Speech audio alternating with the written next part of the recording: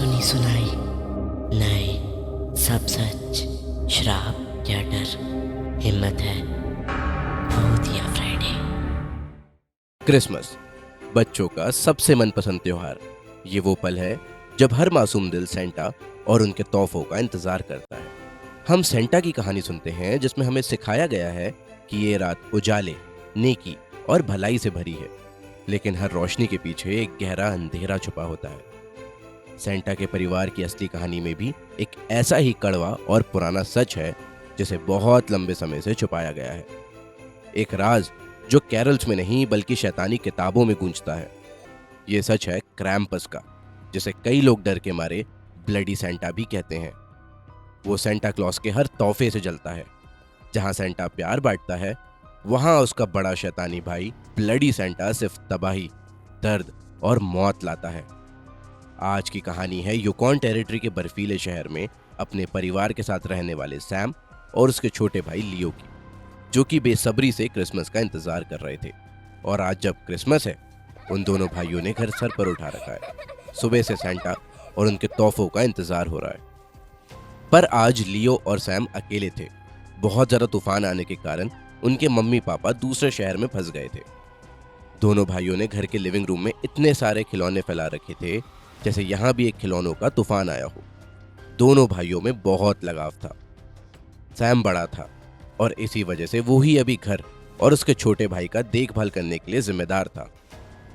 Sam मस्ती तो कर रहा था, पर वो अपने मम्मी पापा के लिए परेशान भी हो रहा था। उनसे आखिरी बात काफी घंटों पहले हुई थी और अब तो घर का टेलीफोन भी तूफान की वजह से डेड हो चुका है। इतने ही देर में लियो सैम के पास आकर बोला, भैया भूख लगी है, मुझे केक खाना है प्लीज। पहले तो सैम ने लियो को समझाने की कोशिश की कि एक बार मम्मी पापा आ जाएं, फिर क्रिसमस का केक खाएंगे, पर लियो जिद करने लगा और फिर सैम ने भी घड़ी की ओर देखा जिसमें रात के 10 बज रहे थे। तो सैम को भी लगा कि अब बहुत देर हो चुकी है और हो सकता है मम्मी पापा अब कल सुबह ही आए। और ये सोच सैम मुस्कुराते हुए बोला, चलो हम दोनों केक खाते हैं। और ये बोलते के साथ सैम ने फ्रिज में से केक और जूस निकाला और लियो और अपनी प्लेट में रख के और लियो के लिए ग्लास में थोड़ा सा जूस डाल के डाइनिंग टेबल पे बैठ गया। दोनों भाई केक खाने लगे और जब दोनों का पेट भर गया तो लियो फिर अपने खिलौनों के साथ खेलने लगा। ठंड बहुत थी और इसी वजह से सैम ने फायरप्लेस में लकड़ियां जला रखी थी और दोनों भाई खेलते खेलते फायरप्लेस के पास ही सो गए। थोड़ी देर बाद दोनों की ही नींद छत पे से आ रहे शोर के कारण खुल गई और जब दोनों उठे तो उन्हें बहुत ठंड लग रही थी क्योंकि फायरप्लेस में लकड़ियां खत्म हो चुकी थी और उसी लिए आग भी बुझ गई थी। बस हल्का काला धुआं चिमनी से बाहर जा रहा था। लियो ने सिर्फ छत से आती आवाज पर ध्यान देकर सैम से खुश होते हुए कहा, लगता है सेंटा आ गए। पर सैम अब बड़ा हो चुका था। उसे पता था कि सेंटा बस एक कहानी है और इसी वजह से छत से आने वाली आवाज लियो को जितना एक्साइटेड कर रही थी, वही आवाज सैम को डरा भी रही थी। अब वो आवाज चिमनी से आने लगी और वही आवाज थोड़ी थोड़ी तेज होने लगी और तब सैम को समझ आया कि ये आवाज तो कुछ अलग है। ये आवाज घंटियों की तो है, पर टूटे हुए घंटियों की। और चिमनी से कुछ ऐसी आवाज आ रही थी जैसे मानो कुछ नीचे आ रहा हो।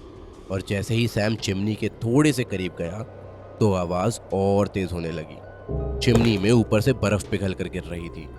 सैम चिमनी में झांकता, उससे पहले ही एक बहुत जोरदार आवाज हुई। चिमनी में से कुछ नीचे गिरा था। सैम पीछे हट गया और लियो भी डर गया। चिमनी के पास कुछ दिखाई नहीं दे रहा था, बस काला धुआं और बर्फ। सैम हल्के कदमों से आगे बढ़ा, पर जैसे ही धुआं साफ होने लगा, सैम रुक गया। धुएं के पीछे से सेंटा क्लॉस जैसी परछाई नजर आ रही थी। सैम काफी चौंक गया और खुद से पूछने लगा, क्या सेंटा क्लॉस सच में होता है? पर वो तो सिर्फ एक कहानी थी। पर अगर सेंटा सिर्फ एक कहानी थी तो ये कौन है? लियो को लगा कि सेंटा क्लॉस आ गए हैं और इसी वजह से वो उनकी तरफ खुश होते हुए भागने लगा। पर जैसे ही धुआं और साफ हुआ, सैम ने फट से लियो को पकड़ के अपने पीछे छुपा लिया, क्योंकि जो चिमनी से उतरा था वो सेंटा क्लॉस तो था, पर वही लाल और सफेद कपड़े, घंटी और गिफ्ट्स वाला सेंटा नहीं, बल्कि काले और गहरे लाल कपड़े वाला, जिसके पास घंटी भी टूटी हुई थी और उससे भी खून टपक रहा था, और साथ ही जो गिफ्ट्स का झोला था उससे भी कुछ चिपचिपा और लाल सा टपक रहा था। सैम बहुत घबरा चुका था और उसे कुछ समझ नहीं आ रहा था। वो बस एक टुक उस अजीब से डरावने सेंटा को देखता रहा और लियो को अपने पीछे छुपाए रखा। पर एकदम से सैम को याद आया कि किसी कहानी की किताब में उसने पढ़ा था कि सेंटा का एक बड़ा भाई भी है जिसका नाम है क्रैम्पस, जो कि सेंटा जैसा नेक दिल तो नहीं पर खूंखार और डरावना जरूर है, और उसे ही लोग डर से ब्लडी सेंटा बुलाते हैं। सैम कुछ कर या बोल पाता उससे पहले उसके सामने खड़े ब्लडी सेंटा ने अपनी टूटी हुई घंटी बजाई और बोला, मैरी क्रिसमस मेरे प्यारे शैतान बच्चों। तुम्हारा सेंटा तो तुम्हें भूल गया, पर मैं नहीं भूला। पर मैं उसकी तरह गिफ्ट्स तो नहीं लाया, क्योंकि मुझे गिफ्ट्स देने का शौक नहीं, गिफ्ट्स लेने का शौक है। ये बोल उसने एक हाथ लियो की तरफ बढ़ाया और दूसरे हाथ से नीचे रखे लियो के टॉयज को उठाने लगा। सैम ने अभी भी लियो को अपने पीछे छुपा रखा था और हल्के कदमों से वो लियो के साथ साथ पीछे होने लगा। पर ये देख ब्लडी सेंटा के चेहरे की डरावनी मुस्कान डरावनी चीख में बदल गई, और वो चीखते हुए हाथ डाल के अपने बस्ते से एक डरावना और अजीब सा लोहे का खिलौना निकाला। उसी से उसने लियो और सैम के सभी खिलौनों को तोड़ दिया। सैम ये देख लियो को लेकर वहां से छुपने के लिए भागा। सैम और लियो को भागता देख ब्लडी सेंटा रुक गया और पूरे कमरे में उसकी भयानक परछाई छा गई। और फिर ब्लडी सेंटा बोला, कोई रोशनी नहीं, कोई उम्मीद नहीं। ये बोलते के साथ घर के सभी लाइट बल्ब फूट गए।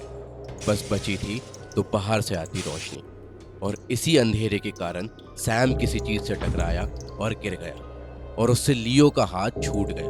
तो वो लियो से बोला, भाग लियो, जल्दी कहीं जाकर छुप जा, और जब तक मैं ना बुलाऊं बिल्कुल बाहर मत आना।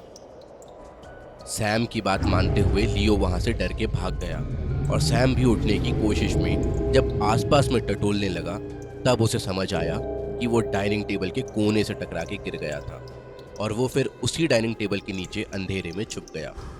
वहां कहीं से भी कोई रोशनी नहीं आ रही थी, और अब पूरे घर में बस टूटे हुए घंटी के बजने और भारी कदमों के इधर से उधर जाने की आवाजें आ रही थी। दोनों भाई बहुत डरे हुए थे, और उसी बीच अचानक से लियो के सिसकी की आवाज आई। तभी अचानक से घंटी और कदमों की आवाज बंद हो गई, और उसी सन्नाटे में अचानक से ब्लडी सेंटा की आवाज आई, तो तुम यहाँ छुप के बैठे हो छोटे शैतान, अब कहाँ भाग के जाओगे? ब्लडी सेंटा को अब लियो की जगह पता चल चुकी थी। वो भारी कदमों से तेज तेज उस तरफ जाने लगा, पर सैम ने सोच रखा था कि कुछ भी हो जाए वो अपने प्यारे छोटे भाई को कुछ नहीं होने देगा। और यही सोच बिना किसी झिझक के सैम टेबल के नीचे से बाहर आया और खिड़की जहां से थोड़ी रोशनी आ रही थी वहां जाकर खड़े होकर बोला, वहां कहाँ जा रहा है राक्षस, मैं यहाँ हूँ। ये सुनते से ब्लडी सेंटा सैम की तरफ दौड़ा, और सैम उसे आता देख चिल्लाते हुए बोला, जल्दी से कहीं और जाकर छुप जा लियो, सुबह जब तक मम्मी पापा ना आए बिल्कुल बाहर मत निकलना, और अगर अब मैं भी आवाज दूं तो बाहर मत आना। लियो ये सुन अपनी जगह से कहीं और छुपने भागा। उसे अब अपने भाई के बोलने की आवाज नहीं आ रही थी तो बस सैम के दर्द भरे चीखों की आवाज और कुछ टूटने की आवाज। थोड़े ही देर बाद लियो को चिमनी से वापस वैसी ही आवाज आने लगी जैसे ब्लडी सेंटा के आते समय आई थी। लियो रात भर डर के मारे छुपा रहा, और जब सुबह लियो के मम्मी पापा वापस आए तभी वो वहां से बाहर निकला। घर की हालत देख लियो के मम्मी पापा ने उससे लाख पूछा कि यहाँ रात में क्या हुआ है और सैम कहाँ है, पर लियो सिर्फ अपनी मम्मी से लिपटकर रोता रहा। लियो बहुत छोटा था। जो पिछली रात हुआ उसके मासूम से दिमाग पर बहुत ज्यादा हावी हो गया था। सुबह उस घर में सब कुछ इस तरह टूटा और बिखरा हुआ था जैसे कि रात में एक भयानक तूफान आया हो। बस चिमनी के पास उसी ब्लडी सेंटा का बैग रखा हुआ था, और उसी के पास एक टूटी हुई घंटी और सैम का जैकेट भी मिला जो कि फटा हुआ था और साथ ही खून से सना हुआ। और साथ ही उस बैग से एक हाथ भी बाहर निकला हुआ था, जो पास जाने पे सैम के हाथ जैसा लगा। लियो अब बड़ा हो चुका है।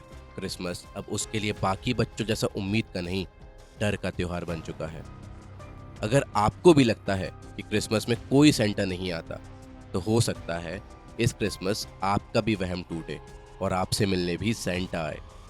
पर वो प्यारा सा जिंगल बेल वाला सेंटा नहीं, खूनी सेंटा। Merry Christmas. भूतिया फ्राइडे पर हम हर हफ्ते लेकर आते हैं एक नई और खौफनाक कहानी, इसलिए सब्सक्राइब जरूर करें।